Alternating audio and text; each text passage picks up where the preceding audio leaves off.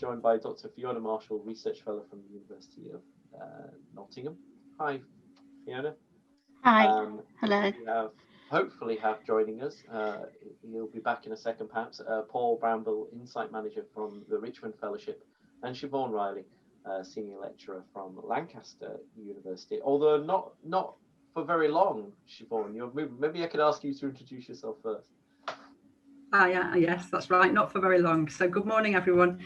So yes, I'm currently a senior lecturer in the Division of Health Research at Lancaster University, and I've been here for the last 7 years. And next month, I'm going to be moving to a new role as Professor in Applied Dementia Research. So I'm going to be joining Catherine Quinn, who you've just been talking to, and the whole team there at the Centre for Applied Dementia Studies in the University of Bradford. So I'm really looking forward to that. Fantastic. So tell us what's your just finishing up that introduction. What's the day job? Okay, so what I wanted really to tell you about, I won't go into lots of detail now, but I wanted to tell you about a study that I've been leading for the last few years. So developing a core outcome set for people living with dementia at home in their neighbourhoods, and this was part of the Neighbourhoods and Dementia study, which was funded by the ESRC and NIHR. Oh, and that was done in Manchester as well, wasn't it? It was, yes. So it was being led by Professor John Keedy in Manchester, yes, and lots of other people involved in that. Yeah, I did a podcast on this with Sarah, surname escapes me. Campbell. Campbell, that's right. Dr. Sarah Campbell from Manchester a little while ago. Yeah. I'm going to ask everybody else to introduce themselves now as well. Fiona, Dr. Fiona Marshall, could you introduce yourself? Yes, hi. I'm a research fellow based in the University of Nottingham, and my main interest is rural ageing and older people care. And at the moment, I'm actually leading a COVID-19 study in care homes. But previous to that, I'd been leading a 4-year dementia study in rural communities, which I'm going to talk about today. Fantastic. Thank you, Fiona. And Paul? I work for an organisation called Richmond Fellowship, but this study was done, or is being done, at the University of South Wales and Glasgow University, and it's looking at community hospital care and decision making for people living with dementia. So it's looking, because there's been lots of research previously done, people will know, about the hospital care for people with dementia and how the outcomes are less for people living with dementia for the same condition going into hospital that people without dementia. So we looked specifically at the context of decision making within community hospitals. So community hospitals, for those who don't know, are sort of smaller, local, lots of the times rural hospitals, very, rather than the 1,000 beds general hospitals, they usually are the ones that my study involved were 15, 20, 25 total beds, and it was about whether or not these local type hospitals, what are the benefits for those hospitals, what are the benefits for people with dementia, and are there any? And how we did that was we interviewed people that had experience of community hospitals, both people living with dementia and people that work in those hospitals. And I also did 10 weeks of naturalistic observations in 3 community hospitals across North Wales, to try and get a sort of a better picture of how these hospitals function, or for people living with dementia. So we try. That's what we. And I'm at the write up stage at the moment of that. I've done all the field work, so to speak. I've done it before COVID, and now I'm at the final stages of my the sharing up. Yeah. I can't help but notice. Do you think this is relevant that you're all Northerners? And I pick on it. I'm proudly Northern, but you're all working in communities and thinking about, particularly about rural communities. Do you think is this because there genuinely is a North-South divide about that feel of community, or is it just that the North is more spread out, and so that's why we have to look at this? I would say that in the area that I did my research in North Wales, there is a significant amount of areas that are rural, and a lot of the times there are the general hospitals, obviously, but there are pockets, or the quite substantial pockets of the area, that the distance travel to general hospitals is also an issue. It's an issue for everyone. So maybe that's why. It is. So Siobhan, I'm going to come to you first. Tell us more about your research. What's your research finding? Okay, so let's have a think. So where do I start? So many of the studies that I've worked on have really highlighted the inequalities of health and social care for people living with dementia, and also people living with severe mental illness. So, but over the years, the goal of my research has really been to improve the quality of care and the evidence base for the delivery of health and social care services for these groups. So one of the things that researchers have to use when they're evaluating interventions is outcome measurement instruments. So ideally, the content of these outcome measurement instruments are going to reflect what the key stakeholders value, and subsequently research evidence and then the changes in policy and practices will be responsive to what the key stakeholders value.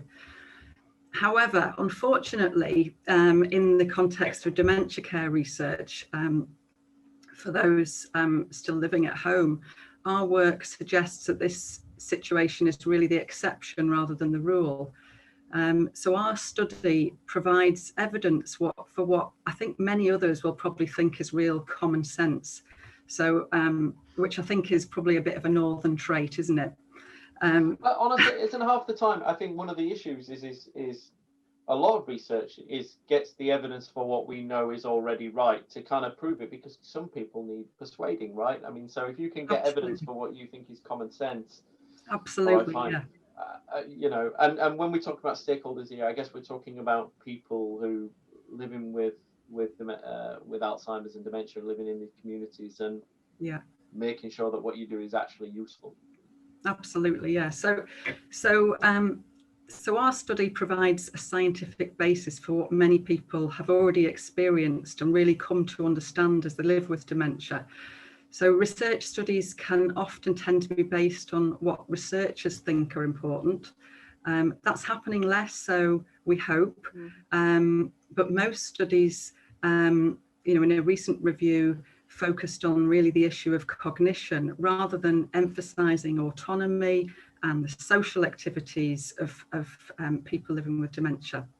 And a recent review found that only 13% of research measured quality of life, despite this being overwhelmingly what's most important to people with the condition.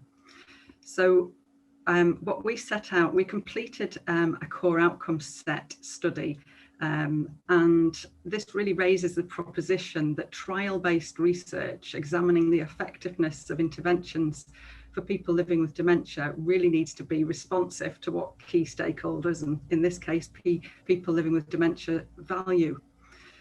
So I won't bore everybody with taking you through the different aspects of our research, but basically in the end, we identified 13 outcome items that distill the most important aspects of life. And they emphasize the importance of living well with dementia, communicating, keeping as active as possible, and having a laugh. And so I'll just show you, I don't know if you can, if I hold this up, I don't know if you can see that. Not quite, but not quite, no, okay. Yeah. No, not quite at all. Okay, well, basically it's a cartoon that we worked with Tony Husband, who's a cartoonist, and he worked with us, and really to get our message out there, really, and he came to a lot of the sessions that we ran, and so basically we've got these 13 items, and that, you know, include good relationships, communication, having a laugh, doing things you enjoy, keeping interested, and then what we've done is we've conducted a systematic literature review to look at all the outcome measures out there. It's recently been published in the Gerontologist, and this study, the other paper, has been published in Age and Aging in a few months ago.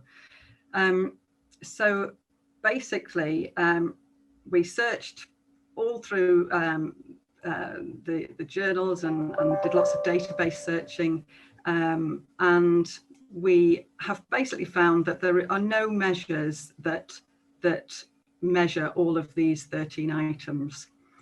There are. So you've got to come up with something new. Well, there's a couple of measures that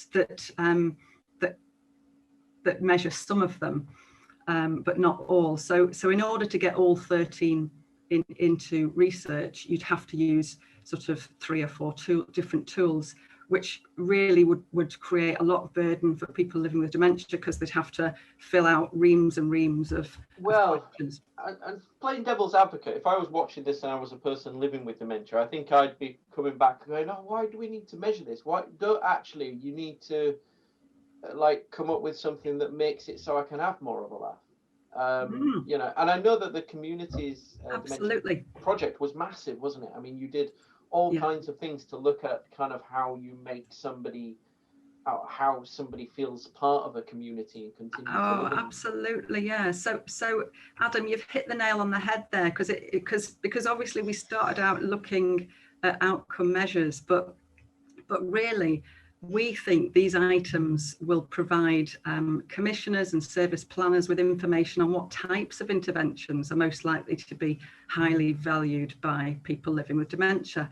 So we as well as we hope the results of this study will ensure that researchers start to measure what really matters to people living with dementia, but we also hope that it helps the service provision, and that things will get provided that really matter most to people living with dementia. Well, and so when somebody does come up with something and you can try it, whether that's, like, oh, we've got a new cafe or we've got a new service here, getting the evidence to prove that that's really helped somebody, so then you can get the next town along or the next community space to consider the same things, and they're not just throwing money at something that actually nobody really wants. They're throwing money at something that people really want is important.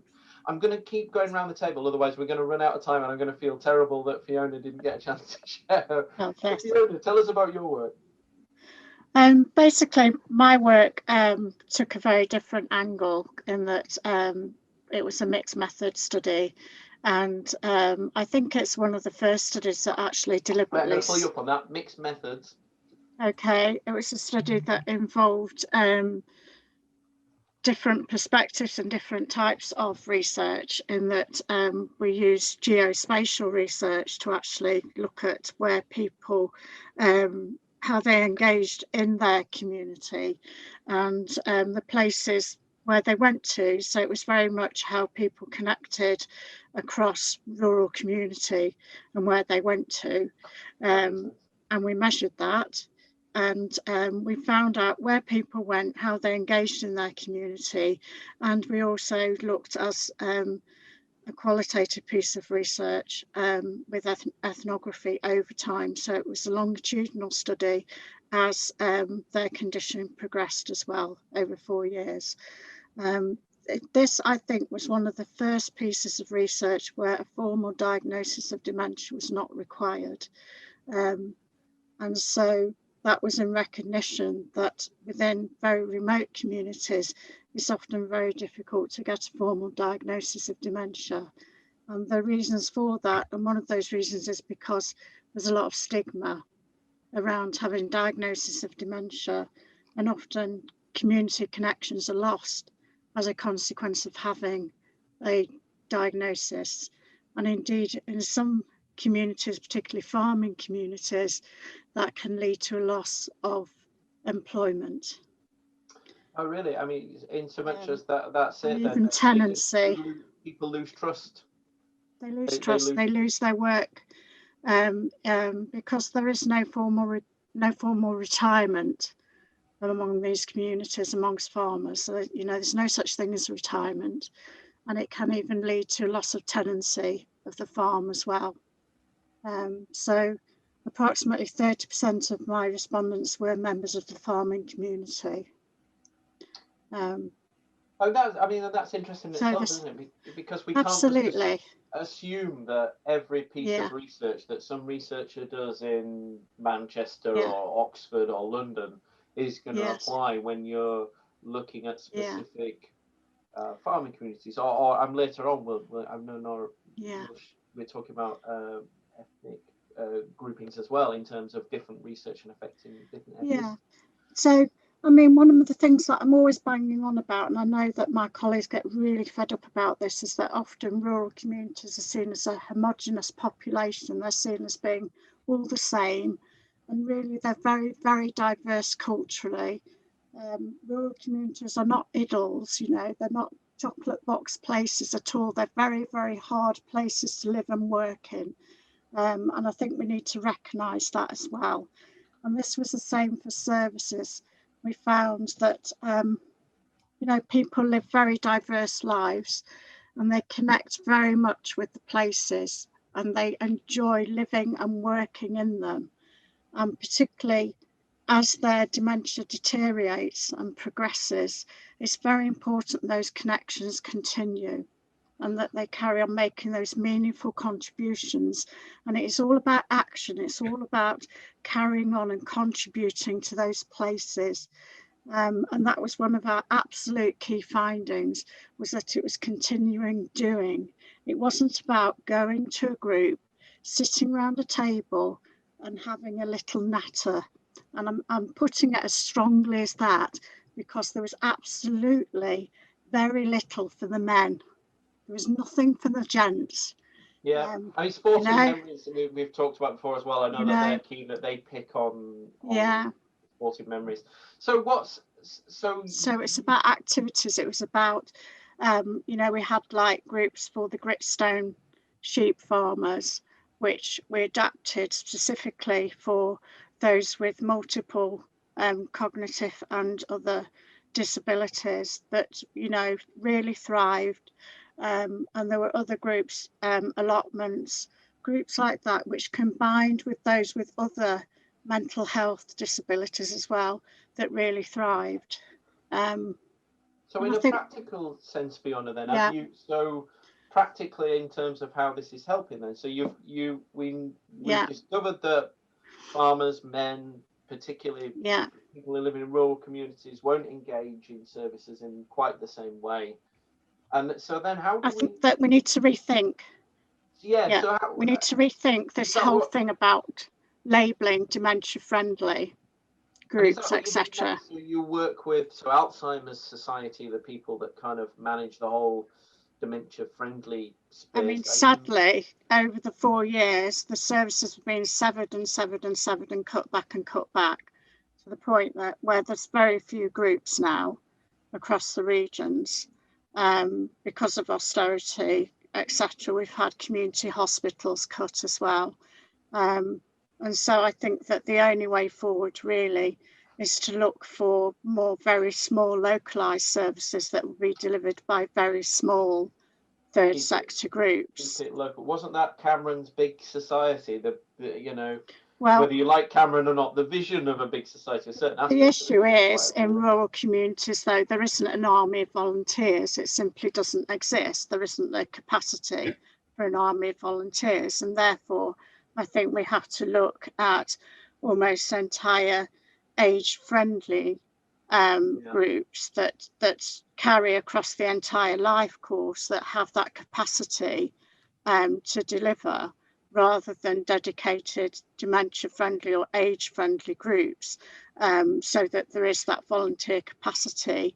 And I think that enhances this idea about intergenerational groups as well. So it feeds into that. Well, I have an allotment, so we'll have to catch up afterwards, and you can tell me what I should be doing to make that. Excellent. Paul, I'm going to come to you next. Could you tell us tell us what's going on in Wales? You're not in Wales now, though, are you? No. The study took place in Wales. Is what Siobhan and Fiona resonate in your work? Oh, without a doubt, yeah. Because I think the rural nature of North Wales and part of my study was about sort of place and where a community hospital becomes more of a hub of a particular community, rather than just where you would go for healthcare. For instance, they began, and as I sort of my study started to come to an end, they began group work there. So rather than being an award, you would come on a day basis. So people with dementia would come.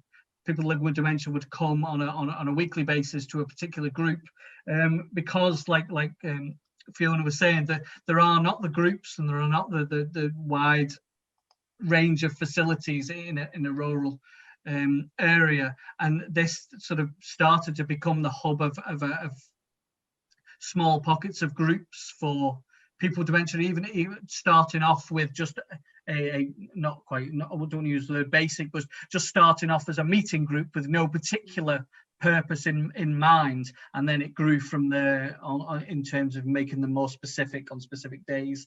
So yeah, I do a lot of what Fiona said does resonate with the study and the people that I met when I was speaking to people. So we've got some questions, but I'm going to come to next. So Erin Partridge asked, interested to hear more about the structure Paul Brownbill used to do the observations. Did you use field notes, for example, journaling, videos, audio, mapping? Yeah. What was the structure for your observations? Yeah. The structure was I chose 3 community hospitals within North Wales. Quite a wide range of hospitals as well, from a very, very small hospital up to, in community hospital terms, a large community hospital with more than one ward. And I spent 4 weeks at each community hospital, 5 days a week for 4 weeks at each community hospital, and took notes and spent time on the hospital, spent time talking to people. So it was a combination of sitting, watching, taking notes, and also, where appropriate, speaking to the staff there, speaking to the people there, speaking to the people that were visiting, different sort of professionals that came into the hospital for various reasons. So it was a bit of a mixture of also, it's very naturalistic. It was trying to be as inobtrusive as possible, trying to not get in the way, and really using the staff as a sounding board for whether or not I was, if they wanted me to leave, I left.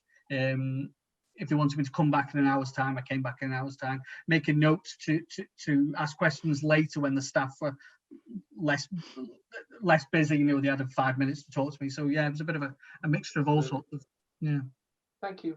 We've got a question from G. Martin Cooper, who asking you, Fiona, what can you define a longitudinal study for us? Do you want to do that? Yeah, a longitudinal study basically is one that is carried over time. So my study was actively recruiting and following families and providers over 3 years minimum. So I followed 35 families over a minimum of 18 months. So I actually went on to farms and different families who live in the Peak Park. And we went on walks. I rounded up sheep.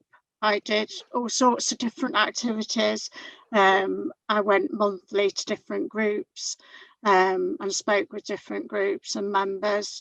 And I also went into hospices and different providers and some community hospitals. So it's gathering data over a long period of time. Over a long period of time. Yes, and comparing, and for some of those families, the progression of dementia was quite rapid. For others, it was fairly stable. Yeah, so Fiona. It's over time. Thank you, Fiona. Okay. We've got one more of a point than a question, but I think it brings us nicely to a summary, which is Gemma Townsend, BMG Care Coordinator, said, I completely agree. In Morecambe Bay, there are lots of voluntary organisations that are not dementia-specific groups, but many dementia people with dementia and carers go along to them.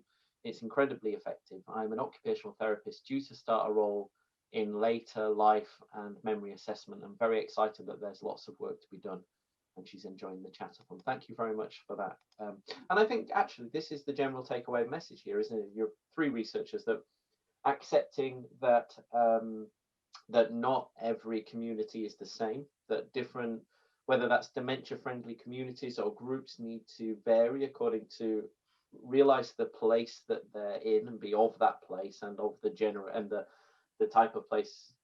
So whether that's farming communities or city, or whether it's dealing with men or women or both, and that these don't necessarily have to be dementia-specific services, whether that's allotments or community groups, but these can be existing groups that adapt to accommodate different people that might use them too. That there are also different ways to communicate that. Siobhan's research around using signs and magazines and comics and different ways to communicate and share these messages to motivate communities to become more interested and involved and know what to do is clearly something that's possible. I'm sorry we didn't have more time to chat. Is there any final points that anybody wants to make before we move on? No? Siobhan, you're muted. Were you going to make a comment? Go. Great. Sorry. Well, just to say good luck for the rest of the however many hours you've got left, and I hope you've got some honey and lemon. I'm not going to pan across, but I've got a whole range of stuff. I've just slightly realised that as much as I've got a whole bunch of snacks at the side of me, I don't really want to eat on camera. I had a banana that I'm currently. Thank you very much, everybody, for joining us. Thank you, Dr. Fiona Marshall, Paul Brownbill, and Siobhan Riley, and good luck in your new role, Siobhan. Anybody who wants to find out more about our guests as research can find them on the researchers section of our website, chatathon.uk, where you can also find details of how to connect with our guests on Twitter as well and post any questions you might not have had a chance to ask today. Thank you very much, everybody.